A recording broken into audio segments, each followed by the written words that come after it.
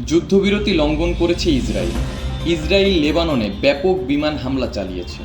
Israeli বাহিনীর দাবি অনুযায়ী তারা মাত্র 10 মিনিটে 100টি লক্ষ্যবস্তুতে 160টি বোমা নিক্ষেপ করেছে।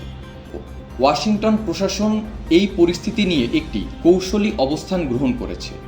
ট্রাম্প প্রশাসন স্পষ্ট করেছে যে ইরানের সাথে হওয়া সাম্প্রতিক 2 সপ্তাহের যুদ্ধবিরতি লেবানন বা হিজবুল্লাহর ক্ষেত্রে প্রযোজ্য নয়। এর পাশাপাশি তিনি হুঁশিয়ারি দিয়ে বলেন, ইরান কর্তৃক হরমুজ প্রণালী বন্ধ করে দেওয়ার বিষয়টি সম্পূর্ণ অগ্রহণযোগ্য এবং অবিলম্বে এটি খুলে দেওয়ার দাবি জানিয়েছেন। ইরান এই হামলার কঠোর নিন্দা এবং তাদের প্রতিক্রিয়া জানিয়েছে। চুক্তি ভঙ্গের অভিযোগ।